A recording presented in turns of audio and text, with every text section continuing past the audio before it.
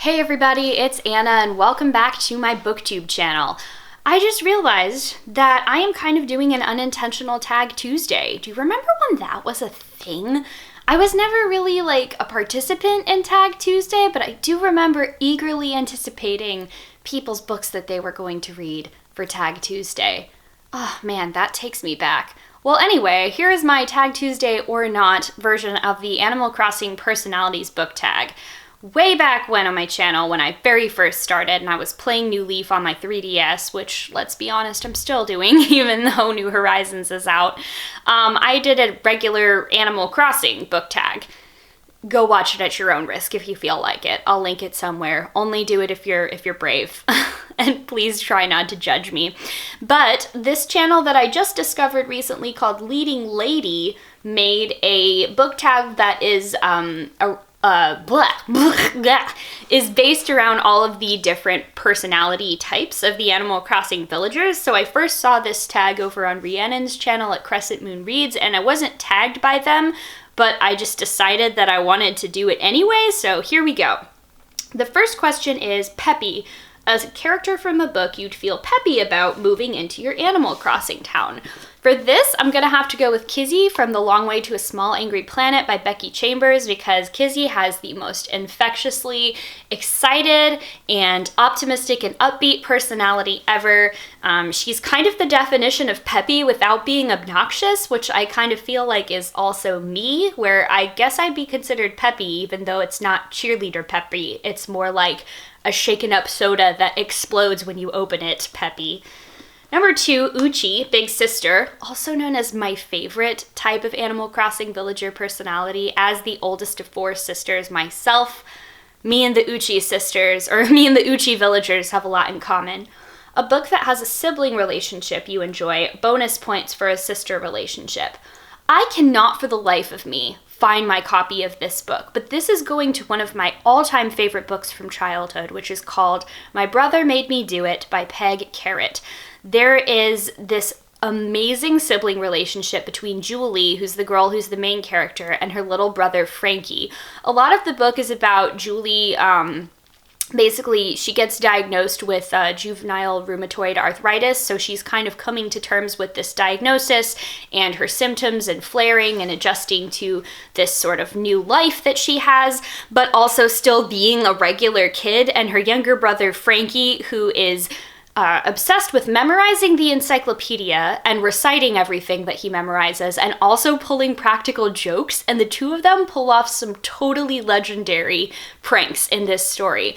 I really love this book. It's written as like a series of letters that Julie writes to her pen pal, Mrs. Kaplan, because every one of the kids in her class has to have like an elderly pen pal that lives at a nursing home as part of a school assignment. I don't know if that's a real thing people do, but it is in this book anyway. It's kind of an old book. Like, I'm pretty sure it was published in the late 90s, but I loved that book as a kid. I reread it constantly, and I definitely would go back and read it again. Best sibling relationship. Number 3, Cranky, a book that made you cranky. If you watch my most recent Geekly wrap-up, you will know that The Sinister Mystery of the Mesmerizing Girl by Theodora Goss made me very cranky. And that's all I'm gonna say about that. 4, normal. What kind of books can you always turn to for comfort? Certain genre, series, etc. Usually I return to stuff that I read as a kid or things that I know are not going to involve huge amounts of conflict and serious world events. So lately I was rereading a bunch of the Tamora Pierce books. I was rereading the Redwall series, and I've been turning more and more to just like fun contemporary romance for that, which is kind of a new comfort genre for me, but that's that. 5 is Snooty, a book you enjoyed that no one else seemed to, or an unpopular bookish opinion you have. This is going a little bit back to college, but I actually really enjoy Mansfield Park by Jane Austen. I know this is not her most popular book, mainly because Fanny, the main character, is kind of a goody two-shoes that is not as exciting or snazzy as Elizabeth Bennet, say, but I actually really like this book. I think it's a really interesting take on the class divide in Jane Austen's stories, and also it contains like my bisexual awakening character, Mary Crawford. So like, yeah, Fanny's okay, I guess, but the real draw here is Mary. and I like the book because of that. Number 6 is Lazy, a book that took you way too long to finish. Gosh, I don't know. It usually doesn't take me that long to finish books. I will say it's taking me forever to finish the Raven cycle because I don't want it to end, so I just keep procrastinating starting the 4th book in the series. I've literally had the audiobook on my phone for like 2 weeks now, and I just can't bring myself to start it because I don't want it to end. 7 is Smug, a hyped book that you have zero interest in reading. Literally anything that's by Sarah J. Maas. I've tried reading her books, and I've tried reading multiples of her different series, and I've just realized that we do not get along well, and I do not care. Number 8 is A Jock, your bookish MVP. Something that completes your reading experience, such as... Whoops, computer went to sleep. A favorite snack, bookmark, type of music, etc. I guess my bookish MVP is going to be like a cozy piece of furniture to sit down on or lay on while I'm reading, because I can read while I'm physically uncomfortable, but I really, really don't like doing that. I can read anywhere, but I would prefer to be physically comfortable. And there are some bonus questions, which obviously I have to do. We have Tom Nook, which is an auto by author or authors. Auto by authors for me are N.K. Jemisin, Nnedi Okorafor, Alice Wong, Leah Lakshmi, Piepsna Samarsinha, let's see, Marika Niekamp, Leigh Bardugo, Becky Chambers. Becky Chambers is definitely auto-buy. Did I say Naomi Novik? If I didn't say Naomi Novik, I need to.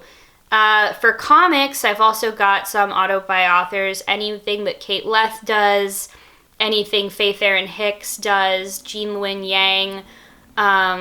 There are so many of them that I really, really just love. And even if it's not like me personally buying it, because I obviously don't buy every single new book that I want, it'll be like an auto go to the library and try to get first on the holds list author. We have Isabel. What is your most ambitious bookish goal for 2020? I think the only bookish goal I really have for 2020 is to read 30 books by Black authors, which is ambitious because last year I only read 13 books by Black authors. I think so far this year I've read 15 books by Black authors. So I think that I can safely say I'm definitely going to achieve that goal. It's ambitious relative to the number of books by Black authors I read last year. Okay, The Able Sisters, your favorite recent book cover / cover by, preferably from within the last year. I'm glad that they included that as a caveat because clearly we can't just like go out to a bookstore and buy a book that we want right now, but I just got in the mail Female Husbands, A Trans History by Jen Mannion, and literally it was like a title buy. I didn't even need to look at the cover, which is really cool. It actually has a drawing of a like 18th century man and woman, and we know that if this is the depiction that I think it is from history, this is actually a trans man or an intersex trans man. We're not entirely clear, but basically like depictions of one of the earliest like queer trans couples from American history. So I'm really excited to read this. This is a university press book. It's obviously like ticks all my boxes of topics that I'm interested in and the types of books that I like to read, so I had to have it. And then the last one is, not the last one, next to last one, KK Slider. My boy. Do you listen to anything while you read? If not, how do you set the reading mood? I don't intentionally listen to things while I read, but neither do I intentionally seek out silence, if that makes sense. I mean, if there's like a really loud show on the TV or something like that, I'm probably not going to read or turn it off or down or go to a different room. But I never sit down and go, okay, I need to like listen to music to get in the mood of reading. Get in the mood of reading is really just something that I do the second I sit down and open up the book, because I've been doing it for so long. I don't know, it's not really that difficult for me to get into the mood. I will say one thing that's important for me to stay in the mood of reading, though, is to make sure that my phone is far away from me, because every time you see it light up and you just look over there, it's really distracting and it can break the reading mood and sour the experience really quickly. Okay, and then the last question, the real last question, is your drink of choice while reading. Usually it's tea, sometimes it's coffee, occasionally it's alcohol. So that is gonna do it for the Animal Crossing personalities book tag. If you are interested in doing this, consider yourself tagged, even if you don't play Animal Crossing at all. I'd be curious to hear your answers to this question.